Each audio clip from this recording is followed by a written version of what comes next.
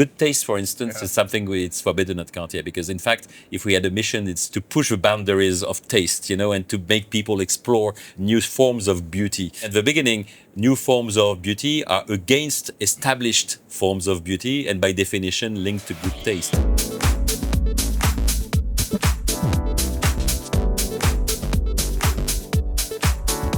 Welcome back to WatchAdvisor on YouTube, where all watches are the stars. But today my star is Pierre Rainero, who is Director of Heritage and Style at Cartier. Perfect. This is an interesting title.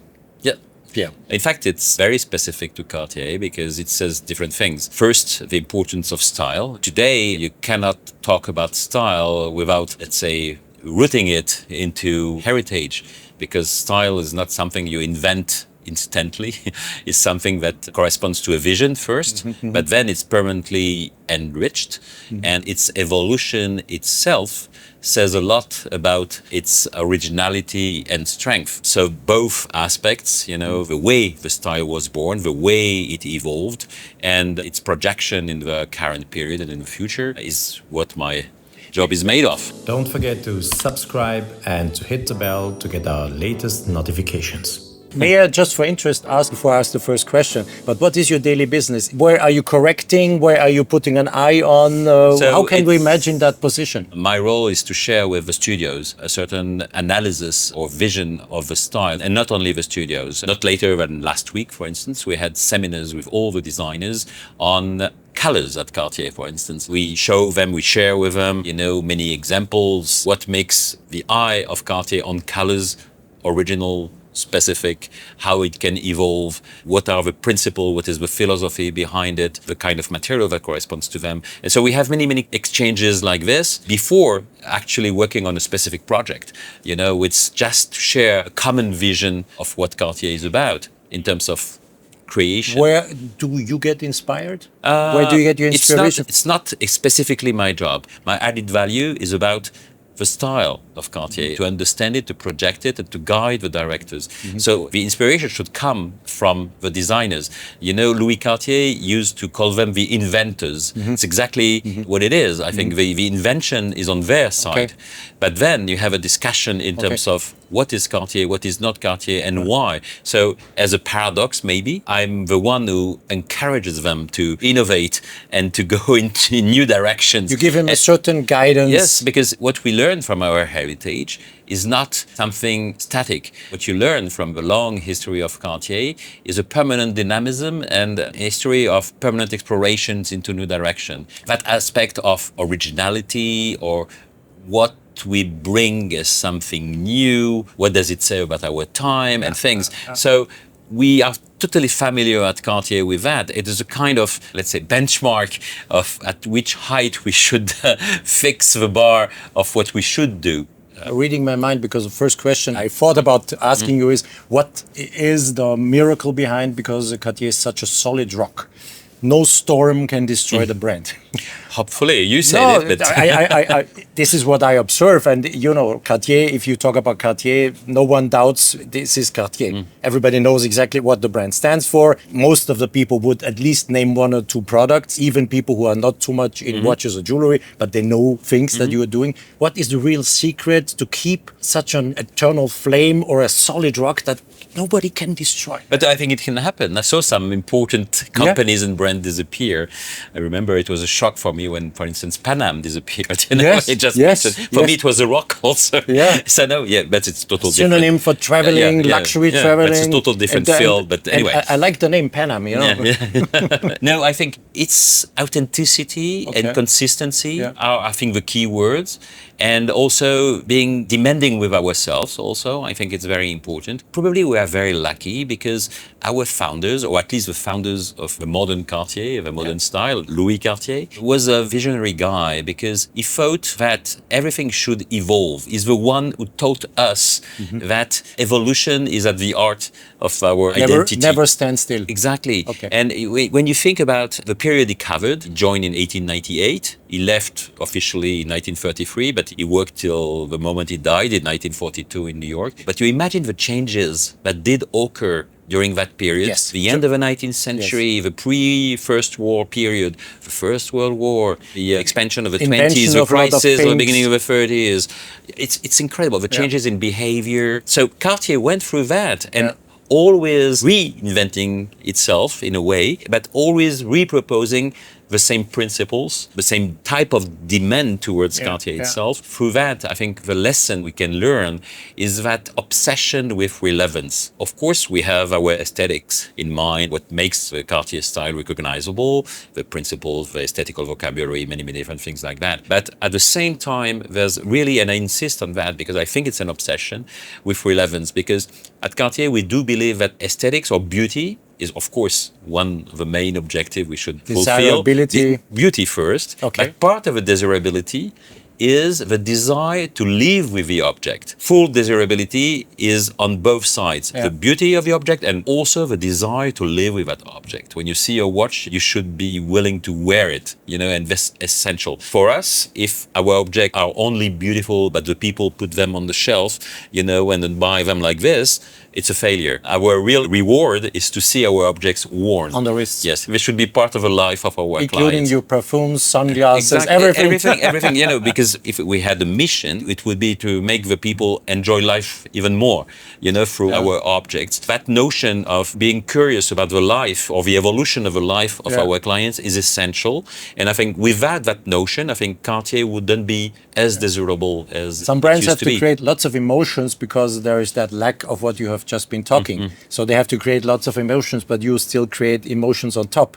I think it's interesting your point, because of course we are totally aware that because of our long history and our prestigious clients also, there are many aspects or angles to look at Cartier, the famous king of jewelers to kings, and things like that. But at the end, our work is to create objects and beautiful objects. Our mission is that, so we should concentrate on that. Never forget that. That's the origin of a desire. The rest is history.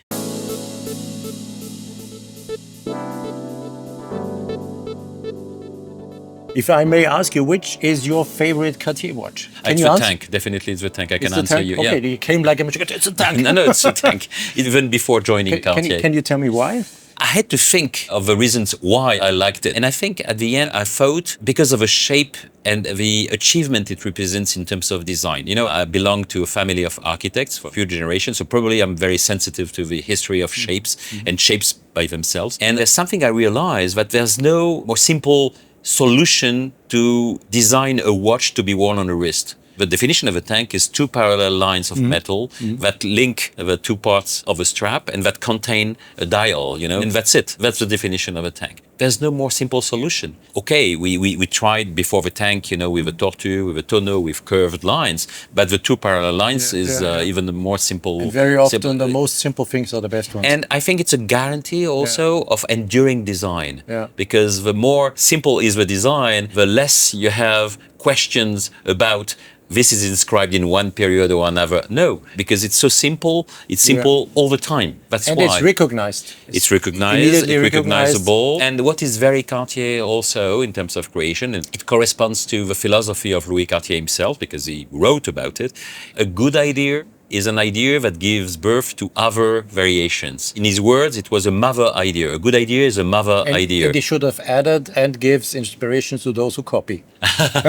As a consequence. As a consequence, yes. As a but consequence. Every good design is copied. Yes, true.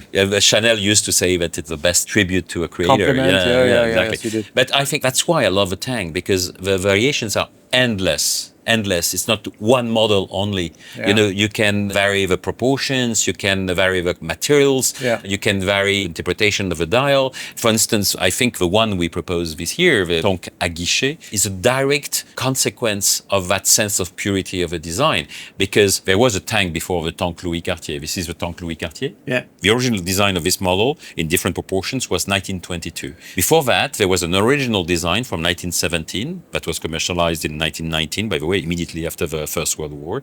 And it had thicker metal part at the top and at the bottom. And Louis Cartier specifically said, no, we should get rid of that. And that's why this model is called Louis Cartier. It's the only piece in our archives that bears the name of Louis Cartier. So it shows the philosophy he had. And this one goes even further because he gets rid of a dial.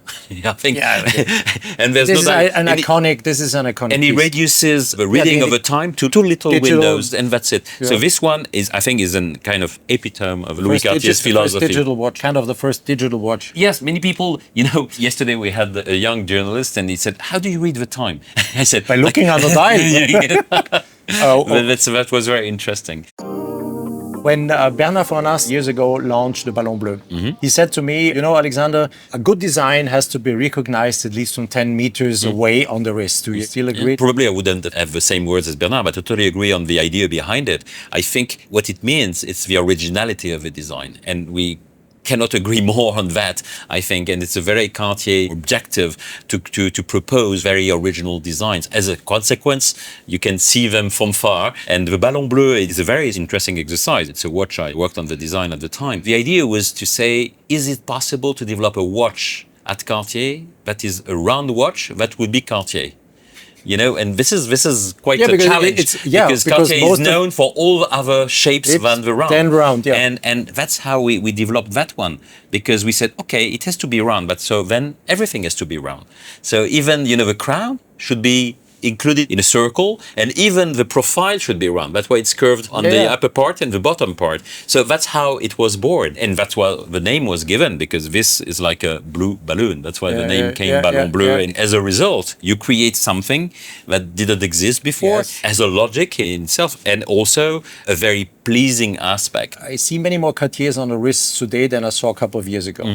But this is a mindset. I think people discover a brand that really stands for clear design, for history, and it was a matter of also mindset. We had been going through the industry for a lot of developments, big, thick, thin, black, lots of things happened. But now, after almost everything was done, people come back to your super classics. And also the sizes. You were the first to offer smaller sizes in a period when the watches were pizzas. That's what I wanted to insist on, talking about elegance. Maybe it's because we look at every creation with the eyes of a jeweler. But for a jeweler, the fact that you create objects that don't create a constraint to your movement is essential. That's why I link it to elegance. You have a notion, a perception of elegance when you see someone wearing a necklace, very, very easy way, and it gives emphasis to your movement rather than preventing you from moving. It's the same thing for a bracelet and the things. And the logic of a creation of our watch is exactly that. It has to fit perfectly your wrist. So that's why, for instance, when the tank was launched, it has a smaller size to be contained in the flat part of your wrist. And if it has to be bigger, it's curved. That's why we Because curved then the it watches. melts with your wrist. Exactly, like Tank Curvex, that was its name, or the Tonneau, in 1906. It was curved. Okay, it's bigger. You read the time maybe much better because it's bigger. It's perfect on your wrist. And that's the logic of this one, for instance. When you're a jeweler, you're not necessarily about discretion. No, you dare. You dare. Of course, Because it has a meaning for the person who wears it. This is very Cartier, because this one has been studied to be worn on the tiniest wrist possible, and it's very interesting. It looks bold, in its volume, in its shape, in its idea also. But when you wear it, it fits perfectly your wrist. And that's the idea behind the Cartier object. That's the magic of Cartier. When I saw the watch in the window first, I said, my goodness, that's bold. But obviously it is not, because I was told, no. Once it comes on the wrist, it looks... Exactly. I had the chance a long time ago to meet with the Mexican actress Maria Felix, who was a very emblematic client at Cartier, for whom we made an extraordinary crocodile necklace, very bold jewelry, because those animals corresponded for her. And she told me, Pierre, I always loved big jewelry, but coming to Cartier, I was sure I would have jewelry de bon goût. Jewelry of good taste. But it meant for her that they were wearable, and conceived in good proportions that would fit her the right way. And I love that. It's okay. These words are her words, but the concept, I think, was a very, very much us, I think. It's what I said. After we have been going through lots of different developments, people now come back to style, to Cartier. Cartier didn't change that much, but the eyes on Cartier have evolved. Yeah. But there's something very positive that happens in the world, especially for the masculine clientele. Suddenly, for men today, it's not a taboo to be elegant. Even to pronounce the word elegance is not a taboo anymore. Yeah, but it's a development that now slowly comes back more and more. You see people really dressing and doing. Yes, and it's a positive evolution of the idea of masculinity also, I think. yeah. So we enjoy that a lot because effectively it allows us to be seen in a different way, in a way, especially through the eyes of men. Very interesting talking to you. Thank you very much, Pierre. Thank you. This was the reason we joined here Cartier, because I wanted to give you guys a little bit of an in-deep view why Cartier is so successful. People in the comments and direct discussions with me say, yeah, I'm looking for Cartier now. I never was really, but now it's getting interesting. It's so pure. I like it, and the history, and it fits. And yeah. Well done. Thank you very much. Stay there where you are, and surprise us. I will do my best. No, Director of Heritage and Design, this is title that is not so obvious. I don't know if this title exists in fashion business. I have no idea. I've never worked for fashion business. But in particular, there is Christian Selmoni with Vacheron Constantin having the same title. Yes. And I enjoy very much talking to him because he knows everything about that brand. But there are not too many of you. So you are a small club. Probably. We should create one. Thanks a lot for watching the video on WatchAdvisor on YouTube. And if you think that this is your channel, please check out our website, watchadvisor.com, and especially our community section on our website to really get in touch with us, to share lots of things. You will get more detailed information about the watch industry, in-deep videos. More fun will happen there. So if you're interested, have a look at watchadvisor.com.